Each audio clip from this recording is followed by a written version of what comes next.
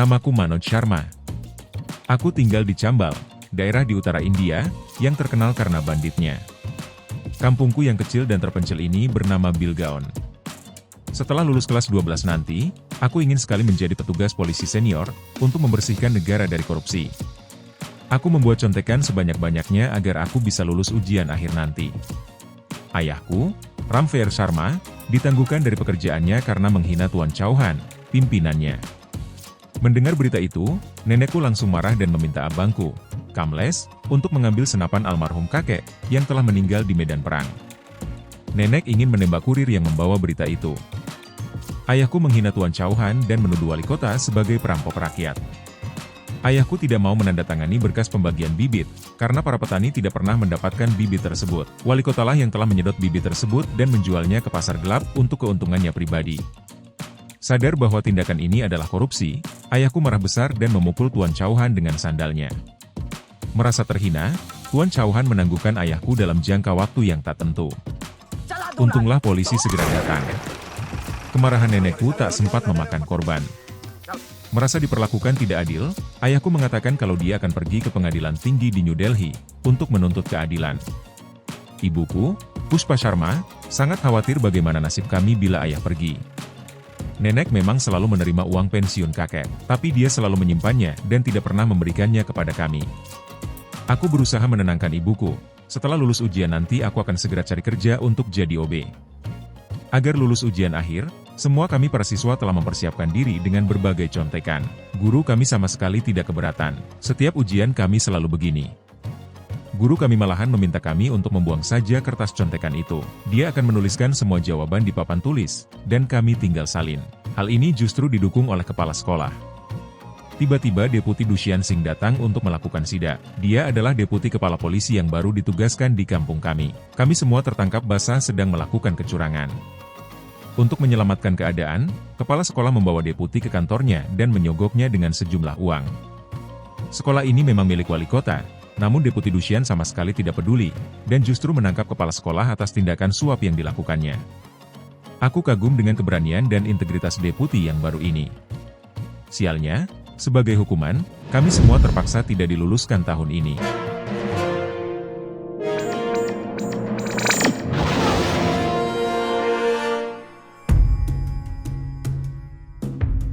Merasa diperlakukan tidak adil, ayahku berangkat ke ibu kota demi menuntut kebenaran ditegakkan. Untuk meringankan beban ibuku, aku dan abangku menjalankan layanan becak darurat. Tak berselang lama, anak buah wali kota mendatangi kami dan memaksa kami untuk berhenti, karena hanya bus milik wali kota yang diizinkan untuk beroperasi. Namun kami tak peduli dengan larangan itu. Kami pun ditangkap dan dibawa ke kantor polisi. Semua polisi ini adalah konco wali kota. Kami dipukuli dan aku mengancam akan menembaknya dengan senapan kakek. Merasa tersinggung, polisi itu menyuruhku pulang untuk menjemput senapan kakek. Aku pun segera kabur. Bukannya ke rumahku, aku justru berlari ke rumah Deputi Dushyant. Hari memang sudah larut malam, namun aku mendesak masuk. Aku menceritakan kepada Deputi Dushyant semua yang terjadi dan kecurangan anggotanya. Kami bergegas kembali ke kantor polisi. Aku dan abangku pun dilepaskan. Dalam perjalanan pulang, Deputi Dushyant memberi kami tumpangan dan mengantar kami pulang. Aku menceritakan kepada Deputi Dushyant kalau ayah kami adalah orang jujur sama seperti dirinya. Tapi kejujuran telah membuat ayah dirumahkan. Kejujuran yang selama ini dibangunnya ternyata tidak ada gunanya. Namun aku sadar, jika orang jujur mempunyai kuasa, itu akan membuat perbedaan besar. Deputi Dushyant kagum dengan pendapatku. Aku mengatakan kepadanya kalau aku ingin menjadi seperti dirinya, jujur tetapi juga mempunyai kuasa. Dia menasehatiku satu hal, agar aku berhenti berbuat curang. Mendengar keinginanku untuk menjadi polisi seperti Deputi Dushyant, abangku mendukungku. Dia memintaku untuk fokus belajar dan jangan khawatir tentang uang.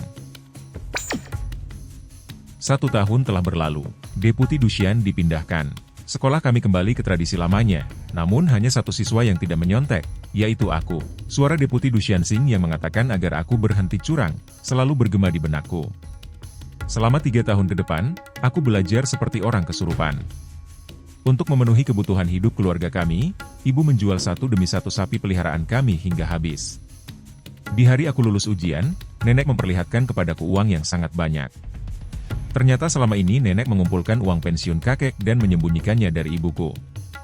Nenek memberikan uang itu kepadaku sebagai biaya mengikuti pendidikan polisi. Aku pun berangkat ke Gwalior.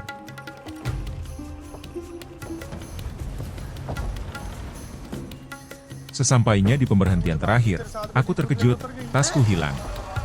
Ternyata ketika aku tertidur dalam perjalanan tadi, seorang ibu yang duduk di sampingku, 1 jam yang lalu turun di Barua dan membawa kabur tas yang berisi uang pemberian nenek. Aku tidak tahu harus bagaimana.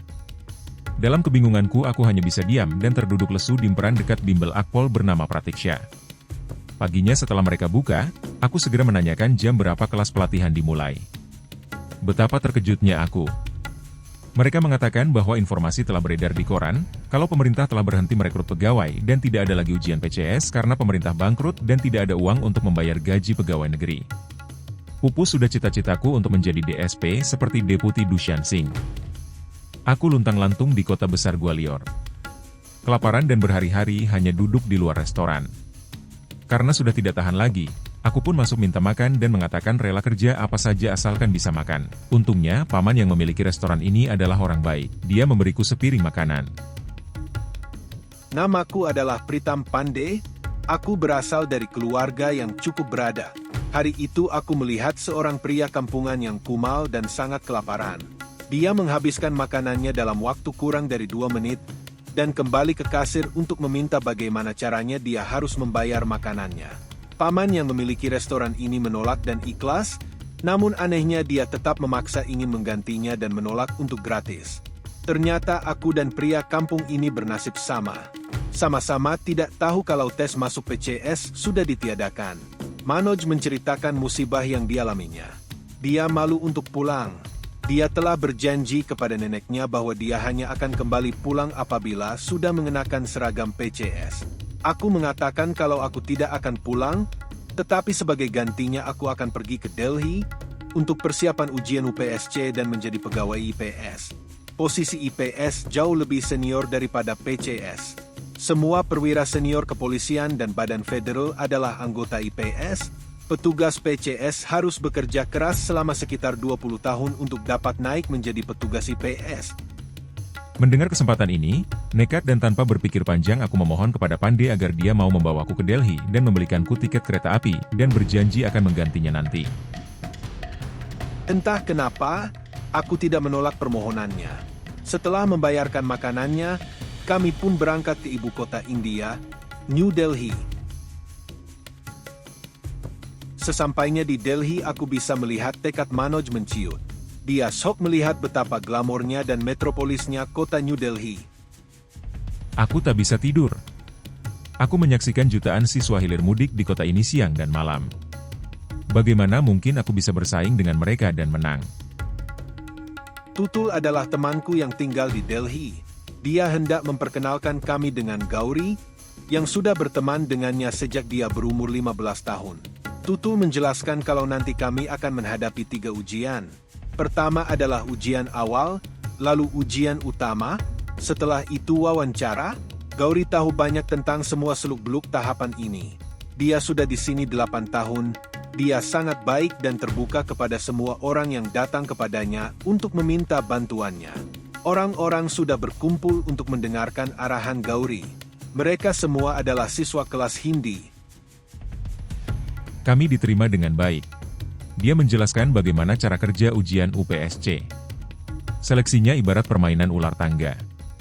Dari 200.000 pelamar, hanya 1.500 orang yang akan berhasil mencapai ujian awal. Selanjutnya hanya 200 orang yang akan lolos di ujian utama, untuk kemudian mengikuti tes wawancara. Dan hanya 30 pelamar yang akan sampai di garis finish dan menjadi petugas IPS setiap tahunnya. Sisanya, yang 199.970 orang pelamar, akan kembali ke titik nol lagi, untuk mengulang dari awal. Gauri mengatakan kalau dia telah gagal 5 kali dalam 5 tahun ini. Dia telah mengulang 5 kali, dan telah belajar apa yang menjadi kekurangannya, yaitu motivasi. Dia bahkan telah membeli seragam polisi, demi memotivasi dirinya. Ini adalah upayanya yang ke-6, kesempatannya yang terakhir. Pada umumnya setiap orang hanya diberi kesempatan 4 kali percobaan. Namun karena Gauri berasal dari kasta terbelakang, dia mendapat 6 kesempatan. Aku bermaksud ingin membicarakannya secara pribadi. Namun Gauri memintaku untuk berani terbuka di hadapan yang lain. Dengan jujur aku mengatakan kalau aku tak punya uang. Aku minta tolong agar dia membantuku mendapatkan pekerjaan.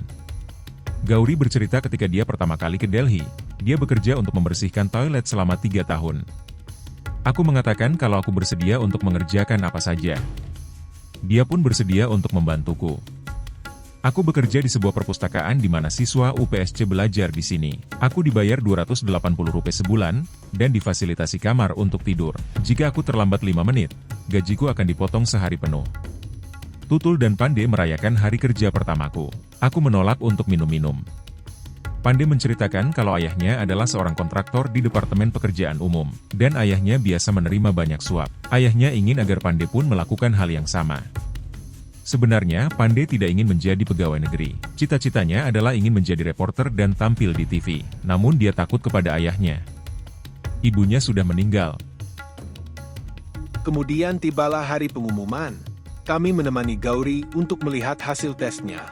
Dia tidak menemukan namanya di daftar, dia gagal dalam upaya terakhirnya.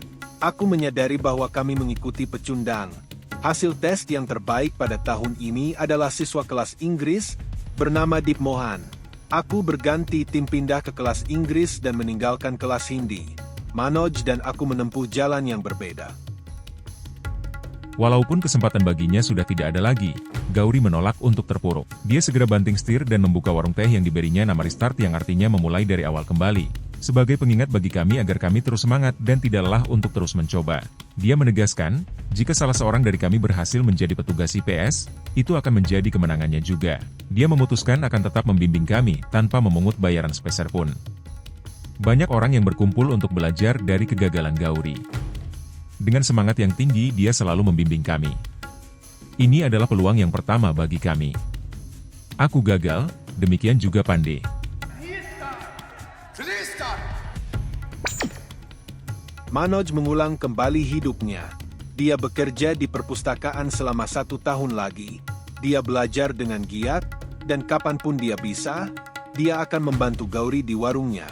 Suatu hari, Manoj datang ke kelas Inggris. Waktu itu yang membimbing kami adalah Deep Mohan yang lulus 1 tahun yang lalu dan kini telah menjadi petugas IPS. Mohan menyangka kalau Manoj adalah seorang pelayan. Aku mengatakan kalau Manoj adalah salah seorang siswa UPST juga. Merasa sikapnya salah, Mohan meminta maaf dan mengatakan jika Manoj membutuhkan bantuan, dia bersedia untuk menolong. Tampaknya Deep Mohan sangat mengasihani Manoj. Namun Manoj tidak menyadarinya. Dia terus belajar sepanjang tahun. Tetapi aku sibuk pacaran dan pesta dengan teman-temanku. Ketika kami nongkrong di warung teh Restart, Naval menyarankan agar aku sebaiknya berhenti saja. Mendengar perbincangan kami yang agak merendahkan Manoj, Gauri tersinggung dan menegaskan walaupun mereka yang ada di kelas Hindi ini rata-rata berasal dari kasta terbawah, setidaknya mereka memiliki kemauan, menolak untuk menyerah, dan bertekad untuk menjadi petugas IPS suatu hari nanti, sekalipun harus kerja kasar. Dan bagi mereka, ketika satu orang saja berhasil, maka seluruh kelompok menang. Hari ini aku akan mengikuti tes UPSC untuk yang kedua kalinya. Melihat diriku, Hariram seperti melihat dirinya sendiri 30 tahun yang lalu. Dia menceritakan pengalamannya mengikut tes UPSC.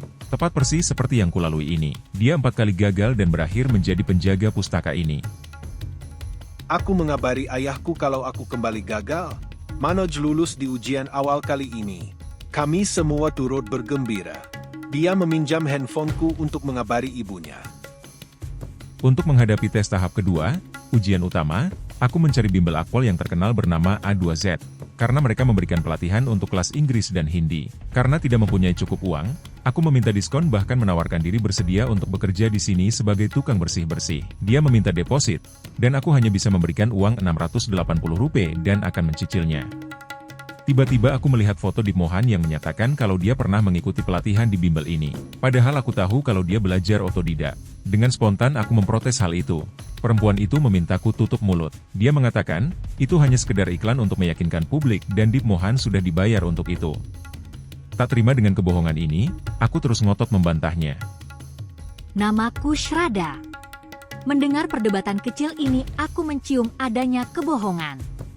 Aku meminta perempuan ini untuk menunjukkan bukti bahwa Dip Mohan pernah belajar di sini. Namun dia tidak bersedia. Menyadari kami sedang dibohongi, aku tidak berminat untuk belajar di tempat ini. Aku pun memutuskan untuk tidak belajar juga di sini dan meminta uang depositku tadi dikembalikan. Aku berkenalan dengan Shraddha. Dia dan ayahnya sedang mencari bimbel pelatihan PCS. Aku pun mengatakan kalau aku sedang mencari bimbel tetapi untuk tes tahap kedua UPSC. Aku mengatakan kalau aku telah lulus ujian awal dan belajar otodidak. Aku menawarkan, bila mereka butuh bantuan mereka dapat menemuiku di perpustakaan Vidya. Manoj terkejut melihatku datang. Melihat buku insinyur penerbangan yang sedang dibacanya itu, pantasan saja dia lulus ujian awal tanpa pelatihan. Aku mengatakan kalau aku telah menemukan tempat pelatihan, dan ayahku telah kembali ke Musorie. Tadinya ayahku menginginkan agar aku menjadi dokter, namun aku lebih memilih untuk menjadi pegawai negeri. Ternyata Manoj bekerja di perpustakaan ini, dan malam harinya dimanfaatkannya untuk belajar. Manoj mengatakan kalau dia sangat terinspirasi dengan kisah Presiden Abdul Kalam yang dulu pernah belajar di bawah lampu jalan. Aku dan Shraddha semakin akrab. Kami belajar di tempat yang sama. Sekitar 2.000 murid yang pernah belajar di sini sudah menjadi PNS. Tutor kami tertarik dengan esai yang kubuat, yang topiknya adalah terorisme di India. Dia memuji tulisanku, dan memberiku hadiah 2 coklat. Aku memberikan kedua coklat itu pada Shraddha. Pada perayaan Diwali kali ini, aku memberikan Manoj hadiah, sebuah buku autobiografi dari Presiden Abdul Kalam, yang sangat menginspirasi dirinya. Aku menceritakan kepada Manoj alasanku ikut tes PCS. Tepatnya 1 tahun lalu, ketika aku magang di rumah sakit, aku sedang menangani seorang pasien, gadis berusia 18 tahun dengan luka bakar tingkat 3, akibat kasus KDRT. Dalam laporan polisi, mereka menulis bahwa penyebab kematian adalah tidak disengaja. Aku geram melihat hal itu, dan berpikir jika aku punya kuasa, aku tidak akan membiarkan mereka lolos begitu saja. Sejak saat itu aku memutuskan ingin menjadi deputi, dan ayahku mendukung keputusanku. Tutor kami sedang menjelaskan tentang roket. Dia bertanya apakah ada salah seorang di antara kami yang dapat menjelaskan bagaimana prinsip pembakaran terjadi. Tiba-tiba Shraddha menunjukku. Karena buku yang kupegang dulu, dia mengira aku adalah lulusan insinyur penerbangan. Aku hanya belum sempat menjelaskan hal itu kepada Shraddha. Dengan jujur aku mengakui kalau aku tidak tahu jawabannya, karena aku bukan insinyur. Shraddha merasa sangat dipermalukan. Dia menganggap Manoj tidak jujur. Manoj sangat tertekan. Kepala perpustakaan memanggil Manoj untuk meminta laporan penjualan kertas bekas. Melihat uang yang diberikan hanya 4.800 rupiah tidak sebanyak biasanya, Manoj dituduh mencuri. Merasa tersinggung, Manoj yang sedang galau ini mengamuk dan ingin memukul kepala pustaka dengan sandalnya. Manoj berhenti bekerja di perpustakaan. Dia juga berhenti mengikuti kelas pelatihan. Aku mencarinya, dan akhirnya menemukannya bekerja dan tinggal di sebuah pabrik tepung yang sempit dan pengap. Aku menyarankan agar Manoj segera menemui Shraddha dan meminta maaf. Dia akan ke Musorie untuk ujian awal PCS. Namun Manoj yang keras kepala ini menolak dan mengatakan akan meminta maaf setelah ujian utamanya selesai. Melihat kondisinya yang memprihatinkan ini, aku memintanya untuk tinggal bersamaku. Aku tidak mau dia kembali dari nol lagi. Namun Manoj tak mau mendengarkanku. Aku yakin dia akan kembali ke titik nol. Dengan semangat aku mengikuti ujian utama. Aku yakin jawabanku pasti benar, dan aku akan memasuki tes tahap ketiga. Aku yakin dengan esai yang sudah kubuat tentang terorisme. Aku pernah membuatnya dalam bahasa Hindi, jadi aku tinggal mengubahnya saja ke dalam bahasa Inggris. Sialnya, ternyata aku salah baca. Topik esai yang diminta bukanlah tentang terorisme, tetapi turis, tentang pariwisata. Sejak hari itu, Manoj tidak terlihat lagi. Aku terus mencarinya. Ternyata dia pergi ke Musorie untuk menjumpai Shraddha. Shraddha dan keluarganya sedang tidak di rumah. Mereka sedang menghadiri acara pernikahan keluarga. Yang ada hanya Kishan, asisten rumah tangga. Aku memintanya untuk menelepon Shraddha. Aku meminta maaf kepada Shraddha dan mengatakan kalau aku gagal tes ujian utama. Aku juga mengatakan kalau aku mencintainya. Namun Shraddha tidak menanggapi kata-kataku. Kishan menyampaikan pesan Shraddha yang memintaku untuk kembali saja ke Delhi. Merasa gagal dan putus asa, aku kembali pulang ke Chambal. Hatiku hancur berkeping-keping ketika adikku Rajni mengatakan bahwa nenek sudah meninggal. Ayah kami sudah lama belum pulang juga. Ibu terpaksa bekerja sampai malam untuk menggembalakan sapi orang. Abangku Kamles tinggal jauh di Jaura menjadi buruh harian. Ibuku menceritakan bahwa neneklah yang melarangnya untuk tidak memberikan kabar mengenai kondisi nenek. Bahkan ayahku pun belum tahu. Tujuan nenek adalah agar aku dan ayahku bisa terus fokus berjuang. Ibu mengatakan kalau mereka semua baik-baik saja. Kamles mendapatkan gaji yang bagus. Tapi aku tahu kalau ibu sedang berbohong. Manoj kembali ke Delhi. Dia kembali menjadi penggiling tepung. Sambil terus belajar dan bekerja, Manoj mengirimkan uang ke ibunya. Dia bekerja sepanjang hari dan belajar sepanjang malam. Gauri datang mengantarkan ayahku. Ayahku ke Delhi bermaksud untuk membawaku kembali pulang ke kampung. Dia menyerah dengan pahitnya keadaan dan mengatakan akan pulang ke kampung dan menjual bibit pemerintah di pasar gelap bersama Tuan Chauhan, demi menghasilkan banyak uang. Dia merasa perjuangannya selama ini dalam melawan ketidakjujuran adalah tindakan yang bodoh, bahkan membuat keluarga terlantar. Aku mengingatkan ayah dengan nasihatnya dulu, agar aku jangan pernah menerima kekalahan. Aku tidak semudah itu untuk dikalahkan. Melihat tekadku, ayahku kembali bangkit dan melanjutkan perjuangannya untuk naik banding ke Pengadilan Tinggi Gwalior. Manoj bekerja siang dan malam, dia menggiling tepung selama 15 jam sehari, belajar 6 jam dan tidur 3 jam. Bersamaku, dia kembali mengikuti pelatihan untuk memulai dari nol lagi. Shraddha juga ternyata gagal di Mussoorie. Dia juga kembali mengikuti pelatihan di tempat yang sama dengan kami. Aku menemui Manoj dan meminta maaf kepadanya atas perlakuanku yang kasar saat ditelepon. Namun Manoj justru berterima kasih karena aku telah bersikap kasar padanya pada waktu itu. Dia mengatakan kalau baginya ini bukan waktunya untuk cinta. Dia harus fokus belajar karena dia punya tanggung jawab pada keluarganya. Pandey telah menceritakan kepadaku apa yang terjadi dengan keluarga Manoj. Namun Manoj menolak untuk ngobrol denganku. Dia ingin mempersiapkan diri untuk menghadapi tes ujian awal yang akan diadakan 2 bulan lagi. Setelah itu dia bersedia menemuiku. Shraddha tidak bisa bertemu Manoj selama 2 bulan. Kemudian tibalah pengumuman ujian awal. Aku gagal untuk ketiga kalinya. Aku masih mempunyai 1 upaya terakhir yang tersisa. Manoj sibuk bekerja. Dia tidak tahu kalau dia lulus ujian awal. Pandey memberikanku alamat Manoj. Betapa terkejutnya aku melihat tempat tinggal Manoj. Aku memberitahu Manoj kalau dia lulus ujian awal. Ujian utama sangatlah sulit. Banyak esai yang harus dikerjakan. Melihat kesibukannya bekerja demi membantu keluarganya di kampung, bagaimana mungkin Manoj bisa punya waktu untuk mempersiapkan dirinya? Aku memintanya untuk berhenti bekerja di sini, dan aku akan meminjamkannya sejumlah uang. Namun Manoj sangat keras kepala. Dia menolak niat baikku. Dia optimis pasti akan lulus di ujian utama nanti. Manoj kembali gagal di usahanya yang ketiga ini. Dalam ujian utama, dari 20 pertanyaan, dia hampir tidak bisa menyelesaikan 12 soal. Kami berkumpul di warung teh Ristar. Aku semakin tertekan. Temanku Naval telah menyelesaikan ujian utama.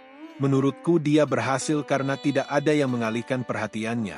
Dia tidak punya pacar. Dengan terus terang aku mengatakan kalau Manoj pasti lulus kalau tidak ada Shraddha.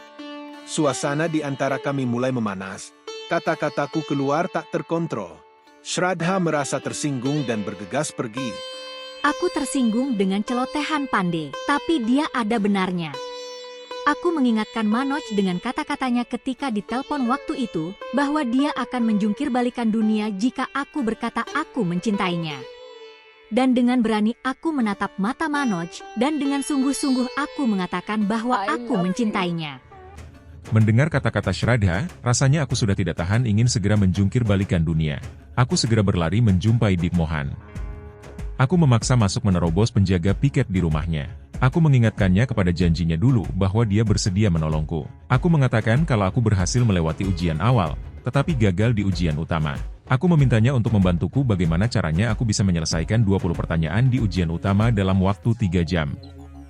Dia pun berbagi tips denganku. Untuk setiap esai, Aku harus latihan menulis 200 kata dalam 9 menit. Aku hanya punya waktu 40 detik untuk menganalisis, menyusun strategi, dan menyusun jawaban. Mohan mengujiku dan memintaku menulis esai tentang diriku sendiri. Ternyata itu tidak segampang yang kukira.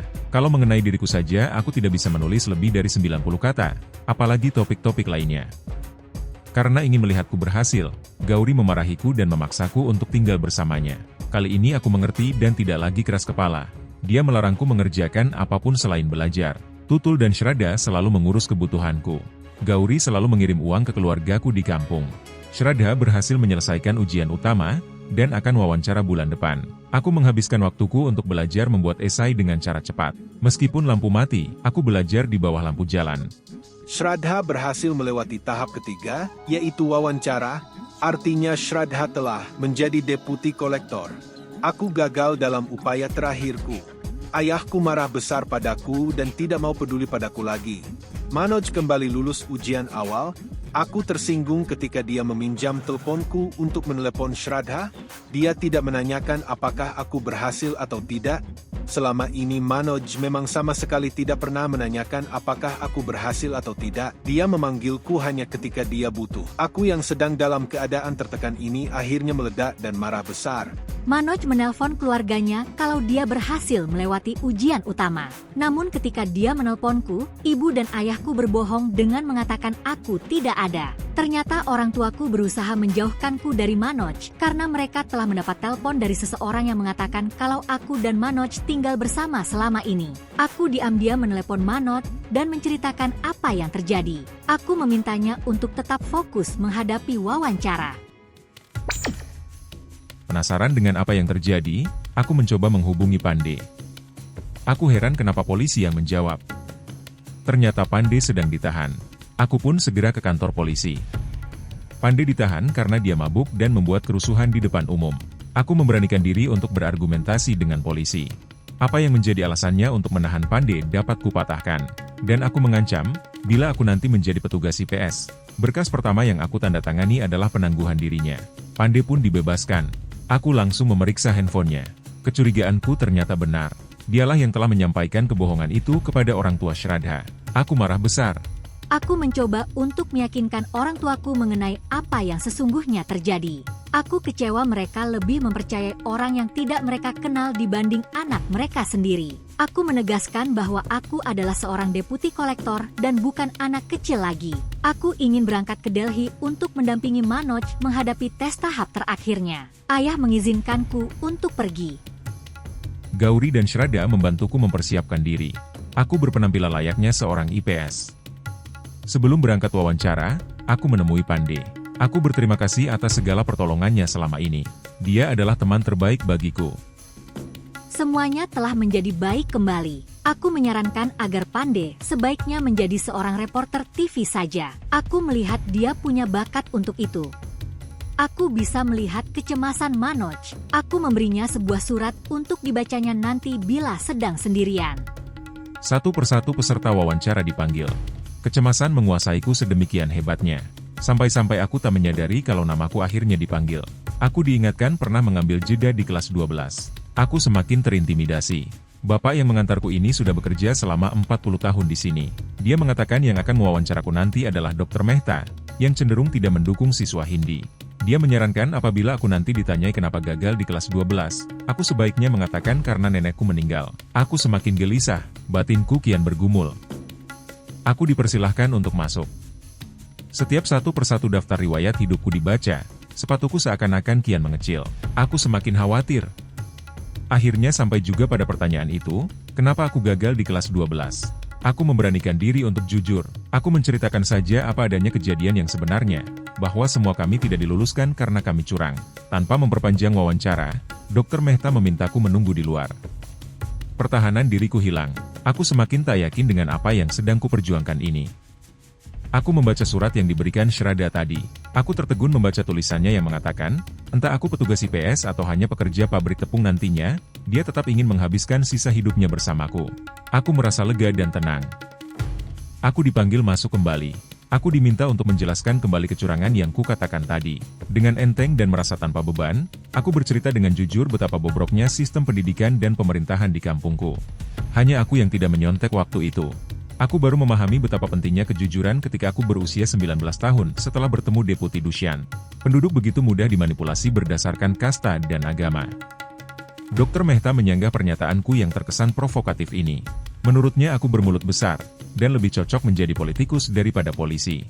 Namun aku meyakinkannya, bila aku menjadi petugas IPS nanti, aku berjanji tidak akan ada lagi kecurangan dan manipulasi di seluruh kampung. Aku menegaskan, kalaupun aku tidak lulus menjadi petugas IPS, aku tidak akan berhenti dan tetap mengerjakan tujuanku yaitu mereformasi negaraku, mungkin dengan cara yang lain. Wawancara pun selesai. Ketika keluar ruangan sayup-sayup aku mendengar Dr. Mehta mengatakan aku begitu sombong. 1,5 bulan kemudian, aku menyeret Manoj untuk memeriksa pengumumannya. Dia bahkan tidak mau pergi. Dia yakin pasti tidak lulus. Kami menunggu.